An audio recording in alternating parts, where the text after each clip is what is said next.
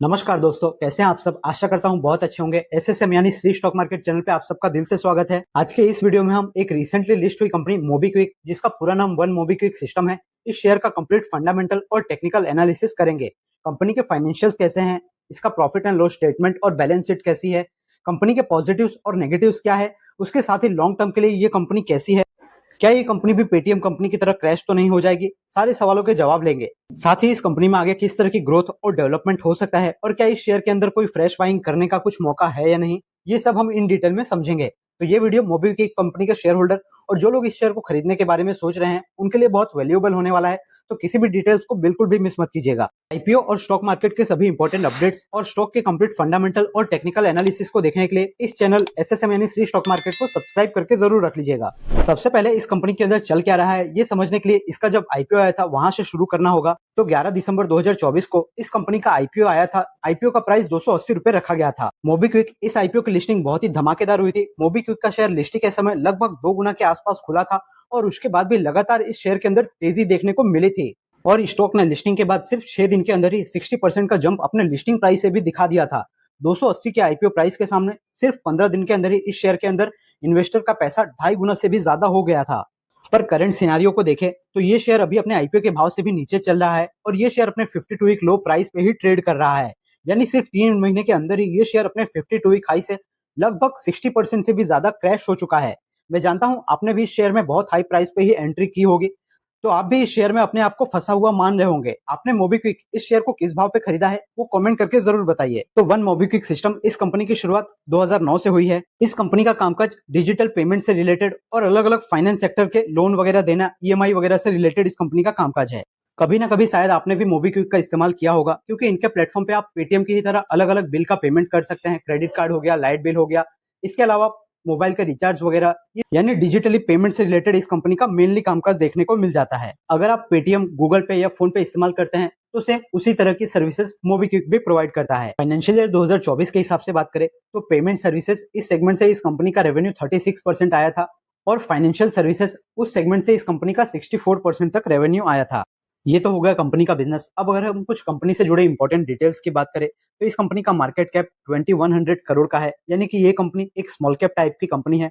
इसका current price अभी 270 rupees के आसपास चल रहा है। इसका 52 वीक लो प्राइस 260 रुपए के आसपास है, यानी ये शेयर अभी अपने 52 वीक लो के आसपास ही ट्रेड कर रहा है और इस शेयर का 52 वीक हाई प्राइस 700 रुपए के करीब है। तो ये शेयर अपने 52 वीक हाई से 60% से भी ज्यादा नीचे ट्रेड कर रहा है। तो देखिए, मोबीक्विक इस शेयर का पीई मल्टीपल 150 नजर आ रहा है, जबकि इंडस्ट्री में जो और भी कंपनियां हैं उनका एवरेज सिर्फ 39 का है।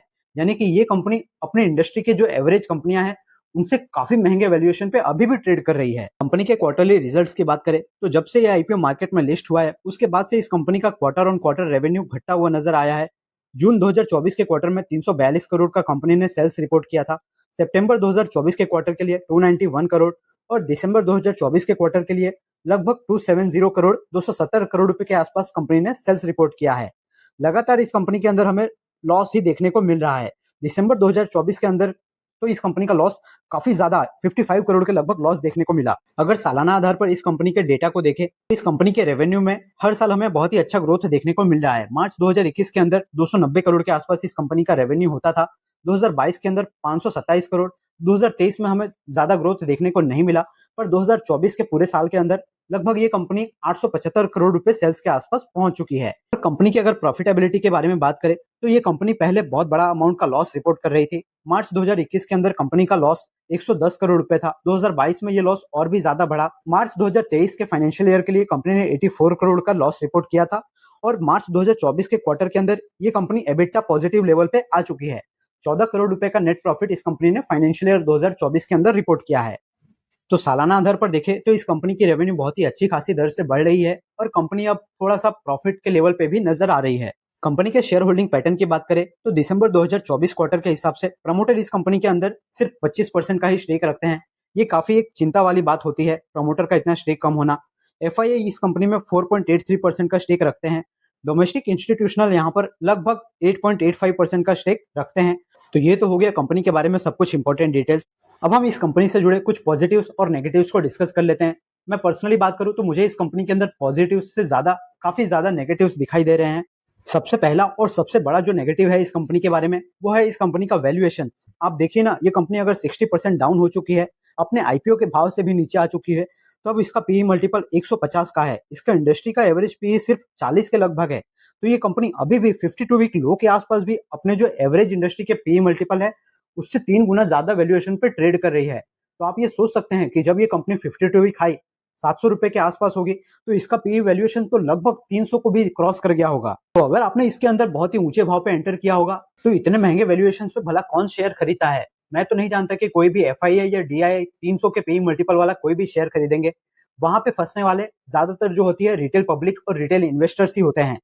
दूसरा जो नेगेटिव निकल के आता है वो है इस कंपनी का बिजनेस। ये कंपनी कोई यूनिक तरीके का, कोई अलग तरीके का बिजनेस तो करती नहीं है। तीसरी नेगेटिव चीज है कि प्रमोटर इस कंपनी के अंदर सिर्फ 25% का ही स्टेक रखते हैं।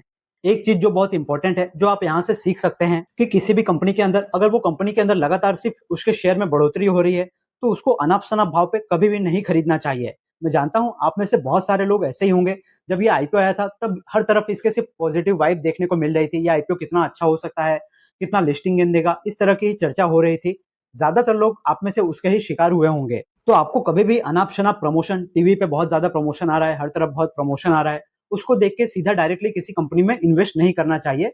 कभी भी इन्वेस्ट करने से पहले कंपनी के फाइनेंशियल, कंपनी का फंडामेंटल, कंपनी का बिजनेस वगैरह, कंपनी अच्छा प्रॉफिट रिपोर्ट कर रही है या नहीं, ये सारी चीजों को बहुत ही ध्यान से देखना चाहिए।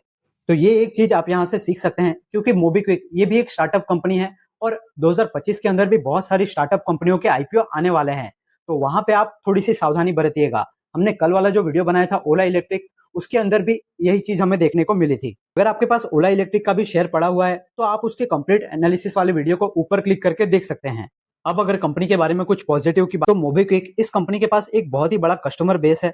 17 करोड़ से भी ज्यादा इसके यूजर्स है और 45 लाख के करीब इस कंपनी के पास पार्टनर है। यानी इस कंपनी ने बहुत ही अच्छी खासी पकड़ इंडिया के मार्केट में बना के रखी हुई है। सेकंड पॉजिटिव चीज ये निकल के आती है कि कंपनी को ब्रांडेड क्रेडिट कार्ड, इसके साथ साथ म्यूचुअल फंड के डिस्ट्रीब्यूशन और एनबीएफसी के साथ फिक्स डिपॉजिट, ये सब करने के बिजनेस में भी एंट्री ले रही है।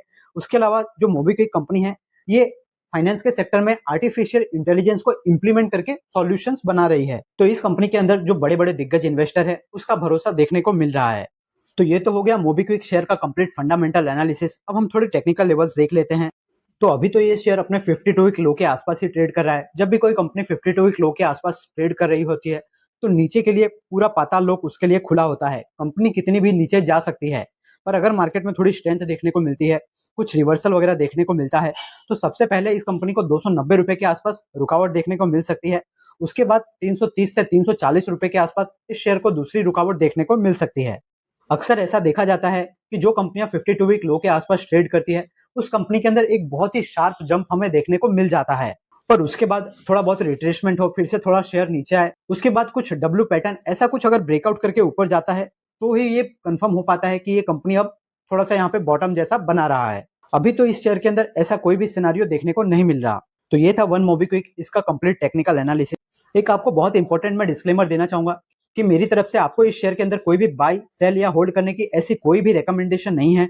अगर इस वीडियो से आपकी थोड़ी भी हेल्प हुई है, अगर आपको सब कुछ बिल्कुल क्लियरली समझ में आया है, तो वीडियो को एक लाइक जरूर कीजिए। आपके एक लाइक करने से हमें बहुत फर्क पड़ता है, हमें बहुत मोटिवेशन मिलता है। और इसी तरीके की स्टॉक मार्केट और आईपीओ से रिलेटेड वैल्यूएबल इन्फॉर्मेशन और वीडियोस देखने के लिए आपके अपने चैनल एसएसएम यानी श्री स्टॉक मार्केट को सब्सक्राइब करके बेल आइकन को भी जरूर प्रेस कर लीजिए। इससे शेयर मार्केट और आईपीओ से जुड़ी हुई आपकी बहुत ज्यादा हेल्प हो जाएगी। और अगर आपको ये वीडियो पसंद आया है, तो आपको ओला इलेक्ट्रिक और डैम कैपिटल का जो शेयर का कंप्लीट एनालिसिस है, वो भी आपको बहुत पसंद आएगा। आप उसको एक बार हमारी जो स्टॉक एनालिसिस की प्लेलिस्ट है उसमें चेकआउट जरूर कीजिए। अगर आपको लगता है कि हमारी इस वीडियो से किसी की हेल्प हो सकती है, तो आपके स्टॉक मार्केट वाले उन दोस्तों के साथ हमारी वीडियो को जरूर शेयर कीजिए। मैंने अपने चैनल पे अपकमिंग मेन आईपीओ करके एक बहुत ही इंटरेस्टिंग प्लेलिस्ट बनाई हुई है। इसके साथ ही हमने बहुत ही सारे मेन बोर्ड कंपनी के आईपीओ के रिव्यू भी किए हुए हैं, तो उसको भी जरूर से चेकआउट करें। स्टॉक मार्केट से जुड़ी इंपॉर्टेंट अपडेट्स, अगर किसी स्टॉक को कोई बड़ा ऑर्डर वगैरह मिल रहा है, आईपीओ और लेटेस्ट ग्रे मार्केट प्रीमियम के अपडेट्स के लिए हमारे टेलीग्राम और व्हाट्सएप चैनल को ज्वाइन करके जरूर रख लीजिए। उसका लिंक आपको वीडियो के डिस्क्रिप्शन में और चैनल के अबाउट सेक्शन में भी मिल जाएगा। चैनल को सब्सक्राइब करने के बाद अगर आप अपने किसी स्टॉक के बारे में कंप्लीट फंडामेंटल और टेक्निकल एनालिसिस देखना चाहते हैं, तो वो आप हमें कॉमेंट सेक्शन में बता सकते हैं। मैं मिलता हूँ आपसे नेक्स्ट वीडियो में। तब तक के लिए याद रखिए, the more you learn the more you earn. आप जितना ज्यादा सीखोगे, आप उतना ज्यादा कमा सकते हो। Thank you.